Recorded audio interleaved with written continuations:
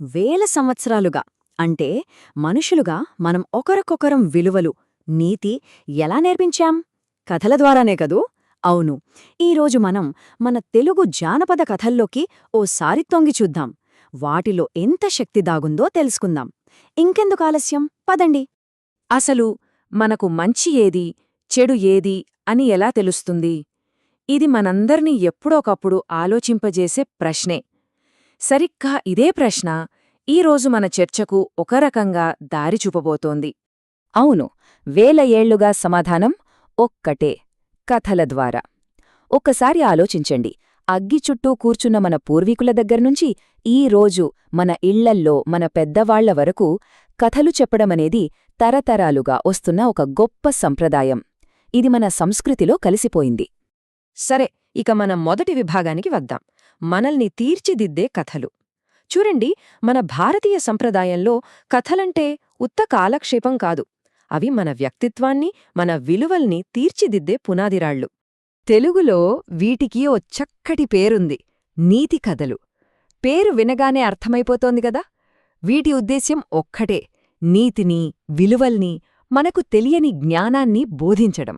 సింపుల్గా చెప్పాలంటే ఇవి మనకు జీవిత పాఠాలు నేర్పుతాయి. అవును, పంచతంత్రంలో మాట్లాడే జంతువులు, తెనాలి రామకృష్ణుడి తెలివైన కథలు, ఇంకా విక్రమార్క బేతాళ కథలు, మహాభారతంలోని చిన్న చిన్న నీతి కథలు, ఇవన్నీ మన చిన్నతనాన్ని ఎంతగా ప్రభావితం చేశాయో కదా. ప్రతి కథ వెనుక ఒక జీవిత సత్యం దాగి ఉంటుంది. ఇప్పుడు మనం ఒక అద్భుతమైన, ప్రత్యేకమైన జానపద కళారూపం గురించి తెలుసుకుందాం. ముఖ్యంగా తెలంగాణ ప్రాంతంలో ఇది చాలా ప్రసిద్ధి. అదే పటం కథల కళ. ఈ కథలు కేవలం చెబితే వినడమే కాదు, కళ్లతో చూసేలా ప్రదర్శిస్తారు. అదెలాగో చూద్దాం, పదండి. చూడండి, పటం కథలు అనే ఈ జానపద కళారూపం ఎంత గొప్పదో చెప్పడానికి ఈ పరిశోధన పత్రమే ఒక ఉదాహరణ. ఇవి కేవలం కథలు మాత్రమే కాదు, పాట, బొమ్మ, మాట, ఈ మూడు కలిసిన ఒక అద్భుతమైన అనుభవం. ఒకప్పుడు ఇవి సమాజానికి దారుచూపే ఒక టార్చ్ లైట్ లాంటివి. పటం కథలు అంటే ఏంటి? చాలా సింపుల్. పటం అంటే ఒక పెద్ద చిత్రపటం లేదా స్క్రోల్. ఆ పటంలో ఉన్న బొమ్మల్ని చూపిస్తూ కథ చెప్పడమే పటం కథ. చెప్పాలంటే అది ఆ కాలపు సినిమా లాంటిదన్నమాట. అందుకే ఇదొక మల్టీమీడియా ఎక్స్పీరియన్స్ లాంటిది. ఒకవైపు బొమ్మలు కథని చూపిస్తుంటే, మరోవైపు కథకుడు పాటలతో, మాటలతో దానికి ప్రాణం పోస్తాడు. అంటే చిత్రకళ, గానం, కథనం, ఈ మూడు కలిస్తేనే అసలైన పటం కథ. ఒక్కసారి ఆ సీని ఊహించుకోండి.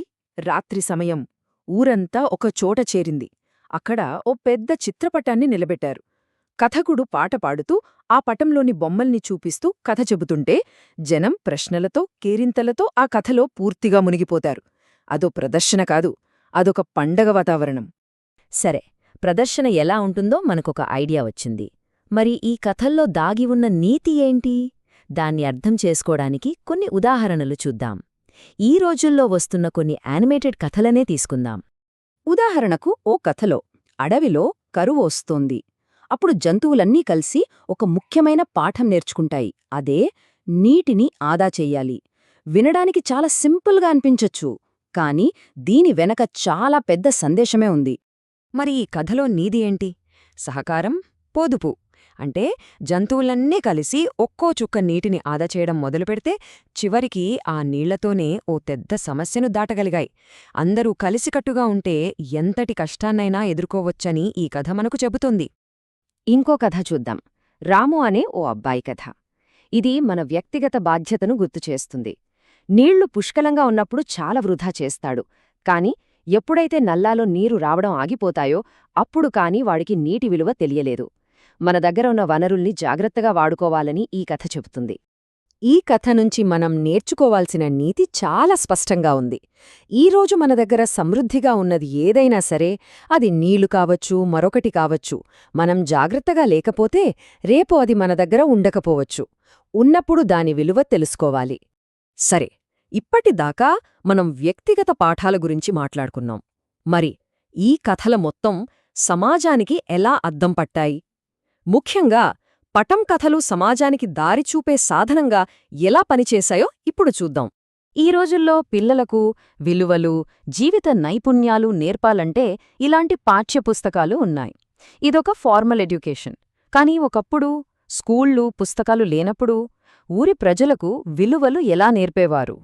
దానికి సమాధానమే పటం కథ. ఇది ఆ కాలపు ప్రజల పాఠశాల లాంటిది. చదువు రానివాళ్లక్కూడా విద్యనందించింది. అప్పుడప్పుడు సమాజంలో జరిగే అన్యాయాల్ని, జమీందార్ల దోపిడీని కూడా ఈ కథల రూపంలోనే విమర్శించేవారు. ఆధ్యాత్మిక పాఠాలు, వినోదం, అన్నింటికన్నా ముఖ్యంగా ఊరి జనాలందరినీ ఒకచోట చేర్చి వాళ్ళ మధ్య ఐక్యతను పెంచింది. సరే, ఇదంతా గతం.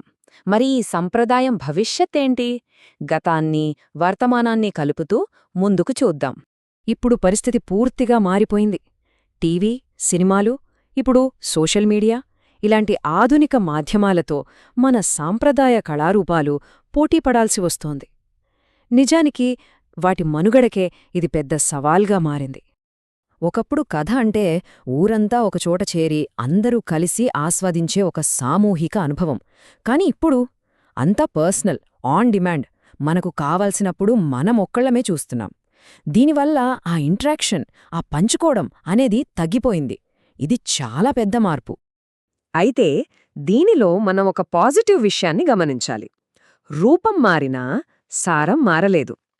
పటంకథలు ఇప్పుడు లేకపోవచ్చు, కాని వాటి స్థానంలో యానిమేటెడ్ యూట్యూబ్ వీడియోలొచ్చాయి. మాధ్యమం మారింది, కాని నీతిని బోధించే ఆత్మ మాత్రం అలాగే కొత్త రూపాల్లో బతికే ఉంది. చివరికి మనం ఈ ప్రశ్న దగ్గరకొచ్చి ఆగుతాం. టెక్నాలజీ మారుతోంది, కథలు చెప్పే విధానం మారుతోంది, కాని మంచి చెడుల గురించి, నైతిక విలువల గురించి మనకు తెలియాల్సిన అవసరం ఎప్పటికీ మారదు. మరి ఈ కొత్త యుగంలో రాబోయే తరాలకు మనం ఎలాంటి కథలను అందిస్తాం? ఇది మనందరం ఆలోచించాల్సిన విషయం.